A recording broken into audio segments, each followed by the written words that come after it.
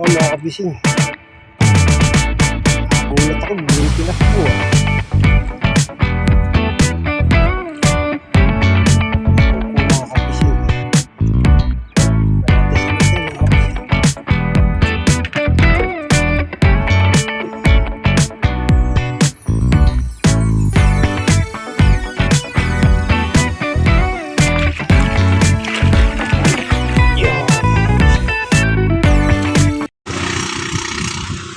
Yan, good morning po mga kapising. Tayo ngayon ay nandito sa tabing dagat. Kung mapapansin nyo po, yung pinakalaot, madilim. At kung titingnan nyo rin po, dito pa sa gilid kalmada.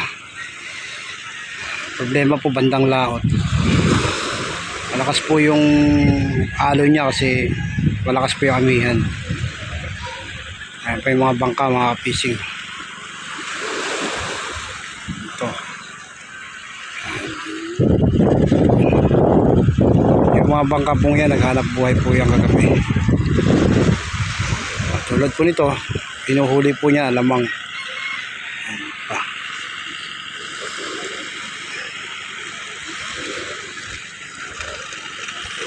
Hanggat hindi pa po natatapos ang pagkatunaw ng yelo. Kasi ngayon pagkakaano namin baka nag-uumpisa pa lang. Taon-taon po talaga nangyayari po ito. Dating po ng January hanggang February po yan. Makakaranas ng matinding amihan.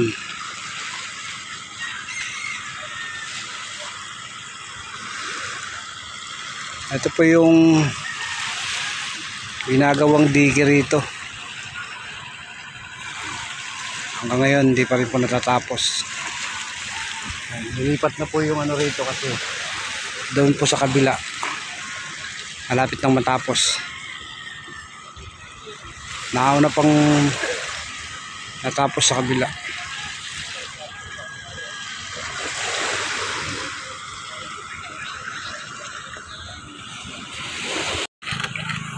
Kaya pahinga muna yung maliliit na bangka.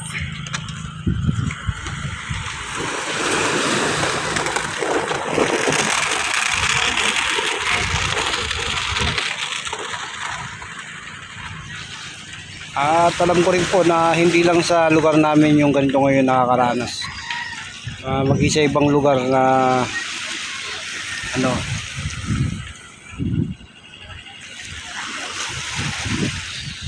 nakakaranas ng malakas na amihan.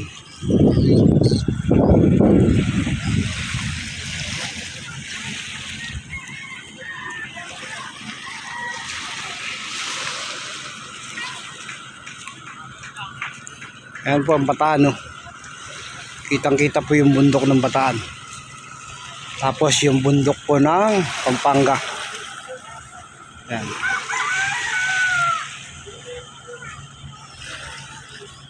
Ganito po talaga malakas ang amihan.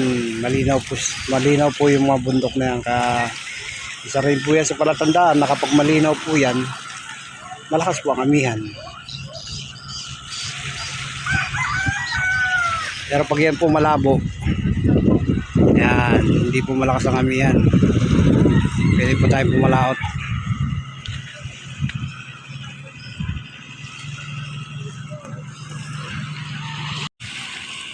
Ayan po yung bangka natin, mga kapising. Ayan bangka po natin, yung Ray Fishing Adventure TV. Pasintabi po sa mga kumakain kasi may mga basura po rito. Ayan po yung mga nakapula, mga taong barangay po yan. Naglilinis.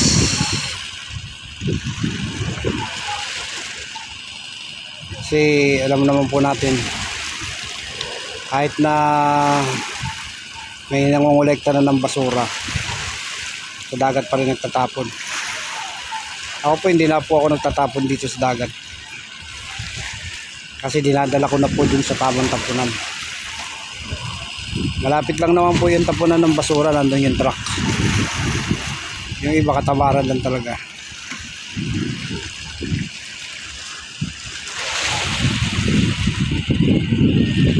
Ayan, nakikita nyo po mga kapising, oh. Pumapagpag yung ating damit dahil sa lakas ng hangin. At share ko lang din po sa inyo mga kapising, kaya hindi po ako makalaot. Nagpapagaling din po tayo dahil nagkaroon po tayo ng acid, tapos tumas din po yung ating sodium yung sa alat. Nakakabigla nga po kasi nung nagpa-konsulta po ako, grabe yung lumabas. Ako daw po ay may heart failure. Hindi pa man nakukuha yung ECG ko. Ganun na po yung kanilang nilabas sa ano ko. Buti na lang po nung lumabas kahapon nung nakuha ng misis ko.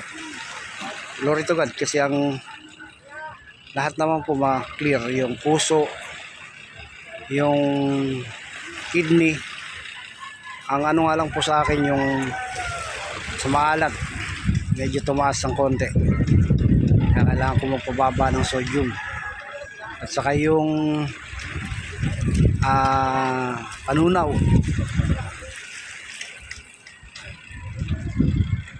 Mahirap po kasi kapag wala ka ng ngipin sa taas. Minsan nadiro-diretso mo na yung kain, wala nang ganong nguya-nguya.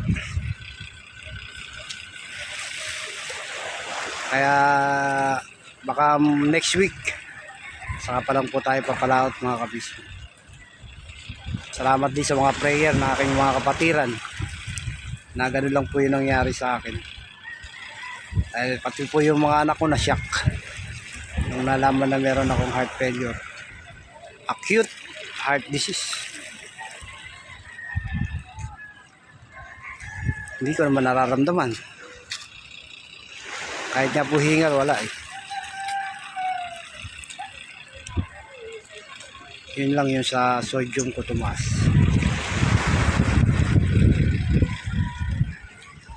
Kaya papahinga muna tayo. Mamaya pupunta po tayo doon sa baba ng Alamang. Tingnan po natin kung maganda na po yung kuha. Hirapan din po sila ngayon kasi dahil sa lakas ng alon, lakas ng hangin.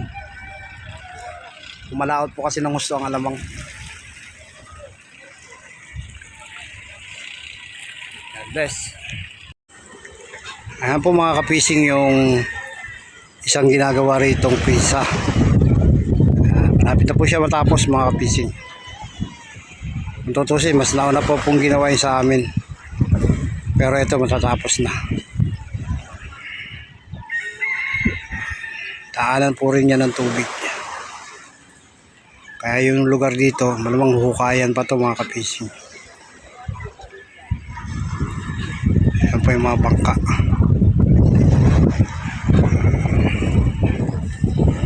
Lakas talaga ng amihan mga kapising.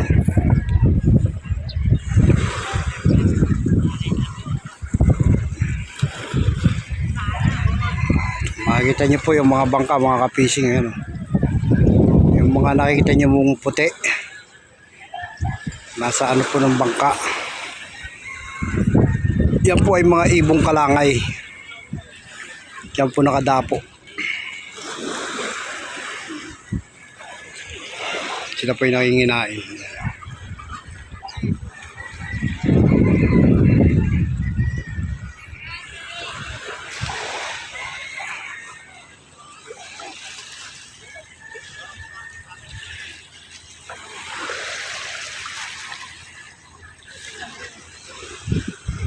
Yung mga bangka pong pangulong nasa laot.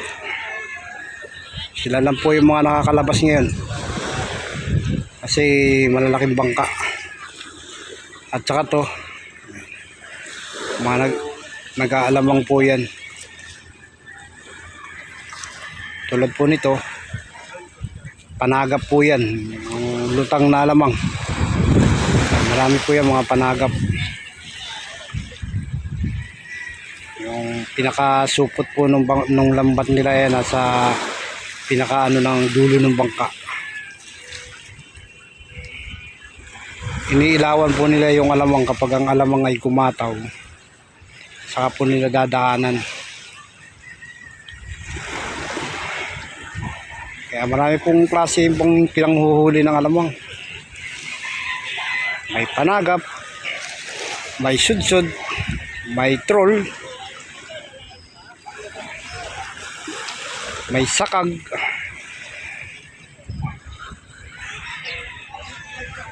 Titingnan nyo po ang ganda ng kalma ng dagat. Kalmada po yan dito sa gilid. Pero pag nakarating na po kayo doon yung mga lugar ng barkuhan, lakas na po amihan dyan. May alo na po yan.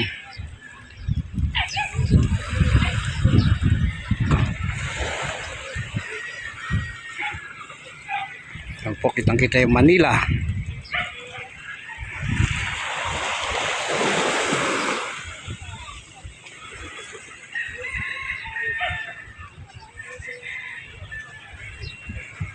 At may bangka pong marating.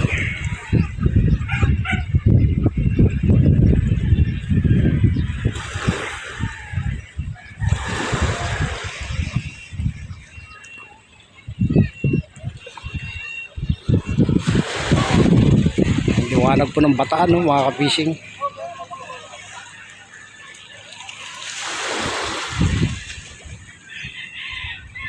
Sa Bataan po yan, lakas. Kasi nakaharap po sila sa amihan.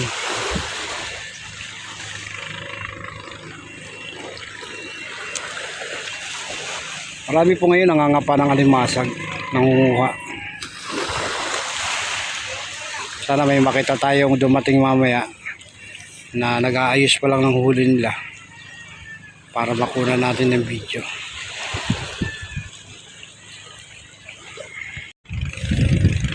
Ito po yung mga nakatira rito sa Bindagat. Kaya kung wala po tong dike, wala po, iba na yung mga bahay na yan. Lalo pag may bagyo po na dumarating, may masamang panahon.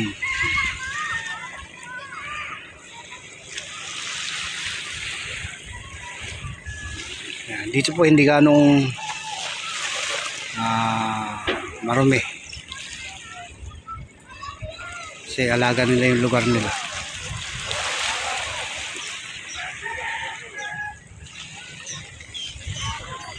At kung tutusin po, bawal na magtayo dito sa tabing dagat. Kasi yan, hukayan po yan, lalagyan po yan ng bakal.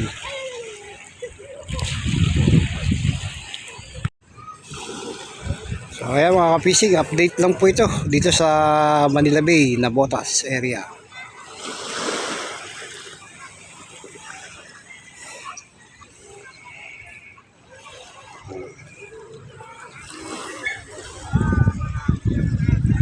Mga ibon nanginginain. Kahit nga po yung mga ibon di makatagal sa laot dahil sa lakas po ng amihan. Kaya dito po sila nakatambay sa gilid. At mabuti na lang po, wala na pong nananalanta rito sa malalaking ibon. Dati po kasi meron dyan namamaril, nagtitirador. Ngayon bawal na. Kaya malaya na po sila nakakapunta rito sa gilid. So hanggang dito lang po tayo mga ka-fishing. To God be the glory po. At patuloy nyo. Shoutout po sa lahat. Patuloy po tayo samahan ni Lord. To God be the glory. God bless you all. Pala si Ray Fishing Adventure TV. Salamat sa inyong pagkatangkilik. Sa inyong panonood sa aking mga video. Please. God bless.